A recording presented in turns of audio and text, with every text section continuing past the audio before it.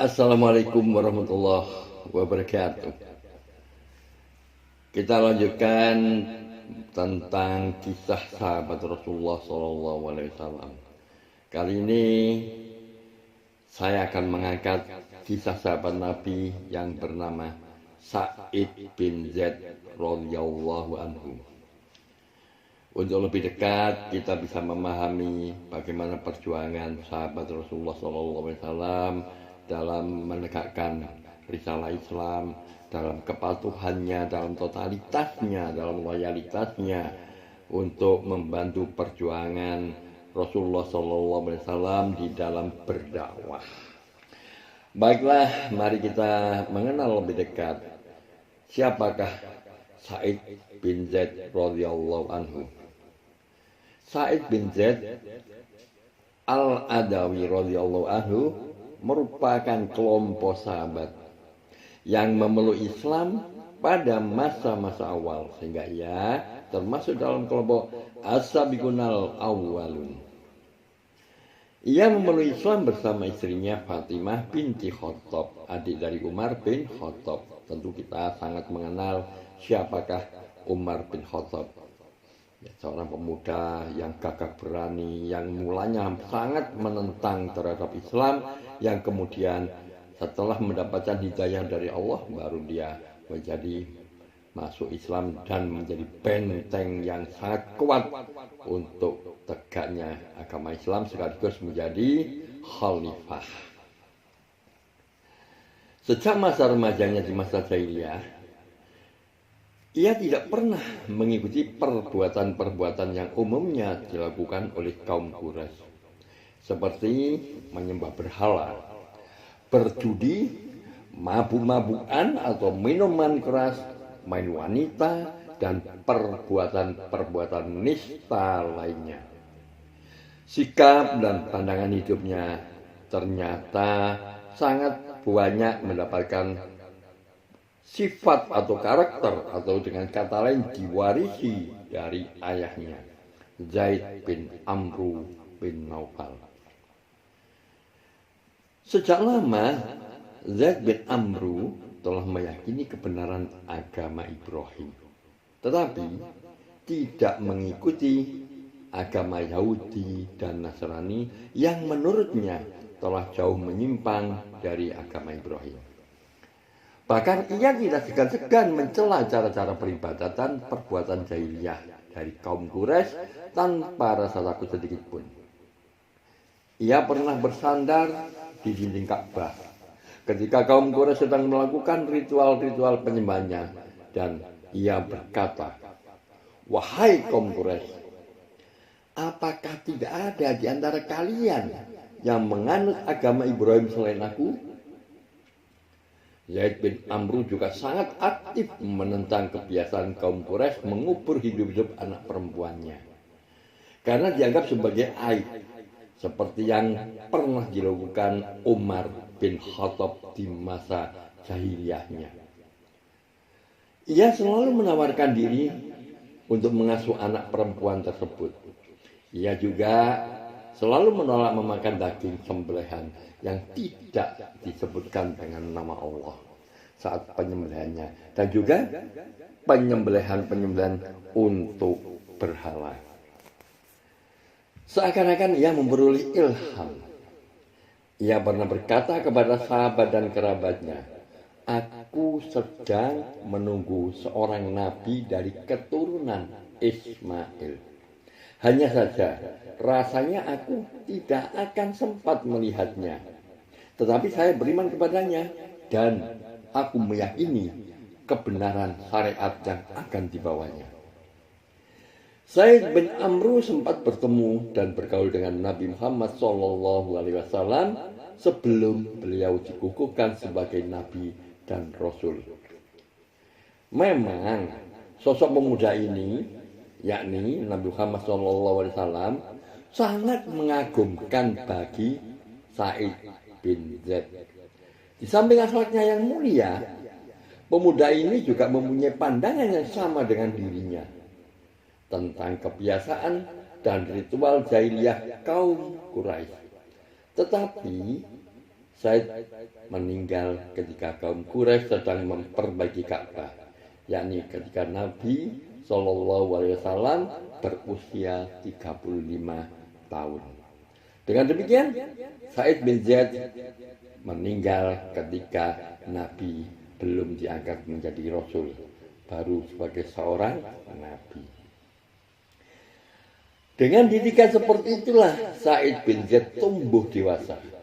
Maka tak heran ketika Nabi SAW menyampaikan risalahnya, ia dan istrinya langsung menyambut seruan beliau. Tak ada ketakutan, apalagi kekhawatiran. Walau saat itu kaum Quraisy melancarkan siksaan yang tak terperikan kepada para pemeluk Islam, termasuk saudara iparnya sendiri, yakni Umar bin Khattab, yang sekaligus sebagai kakak iparnya, yang merupakan jagoan duel di pasar Uqad. Umar bin Khattab ini adalah seorang pemuda jahiliyah yang hobinya memang berduel, dan dia tidak pernah terkalahkan, dan seringkali dia berduel di pasar Uqad sehingga dia disebut sebagai jagoan preman pasar Uqad. Hanya saja ia pada Umar bin Khattab menyembunyikan keislamannya, dan istrinya juga disembunyikan walau dia sudah memeluk Islam. Sampai suatu ketika Umar yang bertemperamen keras itu mengetahuinya juga. Ketika itu Said dan istrinya sedang mendapatkan pengajaran Al-Quran dari sahabat Khabbab bin Arad. Tiba-tiba terdengar ketukan, atau mungkin lebih tepatnya merupakan gedoran pintu di rumahnya. Ketika ditanyakan siapa yang mengetuk tersebut, terdengar suara garang dan sangat keras, "Umar!" Suasana khusyuk dalam pengajaran Al-Quran tersebut menjadi kacau. Khabbab segera bersembunyi sambil terus berdoa, memohon pertolongan Allah untuk mereka. Said dan istrinya menuju pintu sambil menyembunyikan lembaran mushaf di balik bajunya. Begitu pintu dibuka oleh Said, Umar melontarkan pernyataan keras dengan sorot mata menakutkan.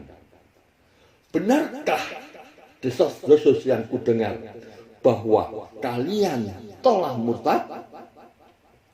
Sebelum kejadian itu, sebenarnya Umar telah membulatkan tekad untuk membunuh Nabi Muhammad SAW. Kemarahannya telah memuncak karena kaum Quraisy jadi terpecah belah, mengalami kekacauan dan sangat amat gelisah. Penyebab semuanya itu adalah karena datangnya agama Islam yang senantiasa didakwahkan dan disampaikan oleh Rasulullah SAW. Dalam pikiran Umar, jika ia menyingkirkan atau membunuh Rasulullah SAW, tentulah kaum Quraisy kembali tenang seperti semula. Tetapi di tengah perjalanan, ia bertemu dengan Nu'aim bin Abdullah yang memberitahukan bahwa kalau adiknya Fatimah dan suaminya telah masuk Islam. Kemudian Nu'aim menyarankan agar ia mengurus kerabatnya sendiri saja sebelum mencampuri urusan orang lain. Karena itu tak heran jika kemarahan Umar tertumpah kepada keluarga adiknya ini.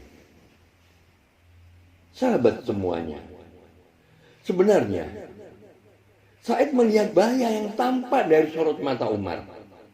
Tetapi keimanan yang telah merasuk seolah memberikan tambahan kekuatan yang tak terkira. bukannya menolak tuduhan, ia justru berkata, "Wahai Umar, bagaimana pendapat Anda jika kebenaran itu ternyata berada di pihak mereka?"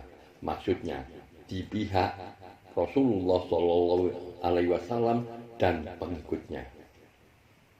Mendengar jawaban itu, Umar langsung menerkam Sa'id, memutar kepalanya, kemudian membantingkan ke tanah. Setelah itu, Umar menduduki dada Sa'id. Sepertinya Umar ingin memberikan pukulan pamungkas untuk Sa'id, seperti kalau ia sedang berkelahi di dalam pasar melawan musuh-musuhnya ketika menghadapi lawan di pasar Ukad.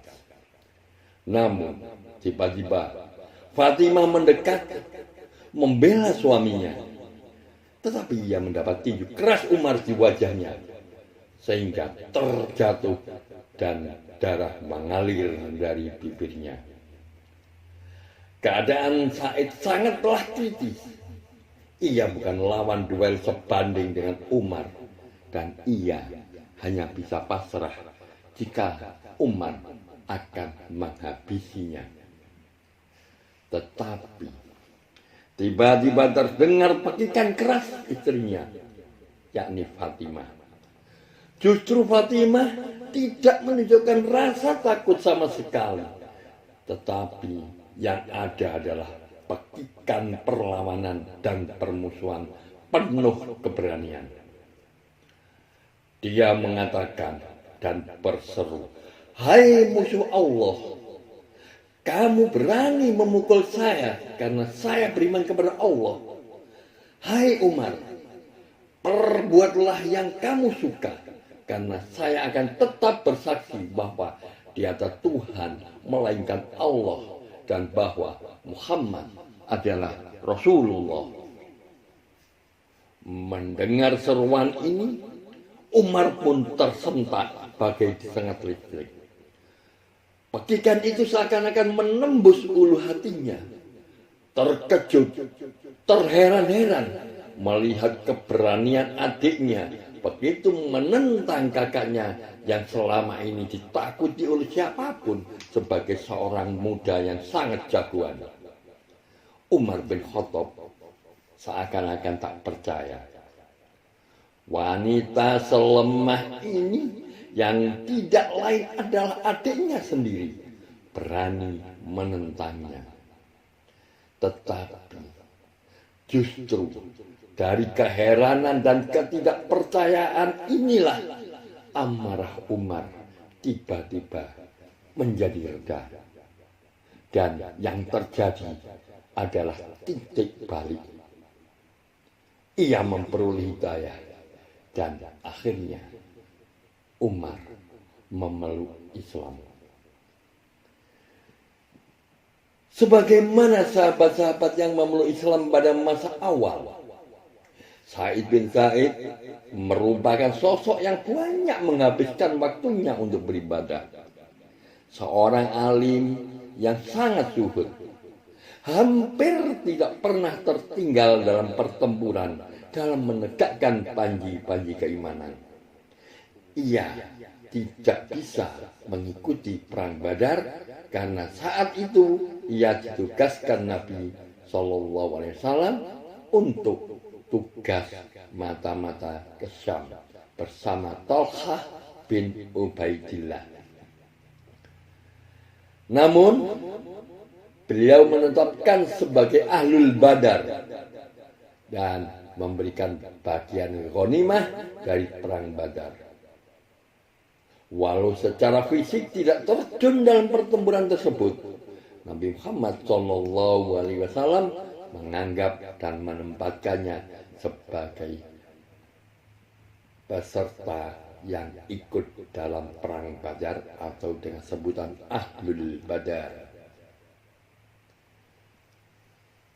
Ada 7 sahabat lainnya seperti Sa'id tidak mengikuti perang Badar, tetapi Nabi Muhammad SAW tetap menetapkannya sebagai ahlul badar. Saya juga termasuk dalam kelompok 10 sahabat yang dijamin oleh Nabi SAW akan masuk surga dalam masa hidupnya. Sedangkan 9 sahabat lainnya adalah 4 sahabat Khulafaur Rasyidin, Abdurrahman bin Auf, Sa'ad bin Abi Waqqas, Zubair bin Awam, Talhah bin Ubaidillah, dan Abu Ubaidah bin Jarrah Arhum. Sa'id sempat mengalami masa kejayaan Islam, di mana wilayah makin meluas dan makin banyak lowongan jabatan. Tentunya ia pantas untuk memangku salah satu dari jabatan-jabatan tersebut. Tetapi ia memilih untuk menghindarinya. Ia ingin terus berjuang, menegakkan kalimat Allah dan panji-panji kebenaran. Suatu keadaan yang tidak bisa dilakukannya jika ia memegang jabatan wali negeri. Inilah kesuhutan Sa'id. Diberi jabatan empu sebagai seorang gubernur, ditolaknya justru ingin menjadi seorang prajurit biasa agar bisa berjuang di lapangan. Seperti halnya jabatan yang dihindarinya, begitu juga dengan harta dan kemewahan dunia. Tetapi sejak masa Khalifah Umar, harta kekayaan datang melimpah ruah memenuhi Baitul Mal atau perbendaharaan Islam. Sehingga mau tidak mau, sahabat-sahabat masa awal seperti Sa'id bin Zaid akan memperoleh bagian juga. Bahkan Khalifah Umar memberikan jatah atau bagian lebih banyak daripada bagian sahabat yang memeluk Islam belakangan, yaitu setelah terjadinya Fathul Makkah. Namun setiap kali ia memperoleh pembagian harta atau uang, segera saja ia menyedekahkannya lagi, kecuali sekedarnya saja.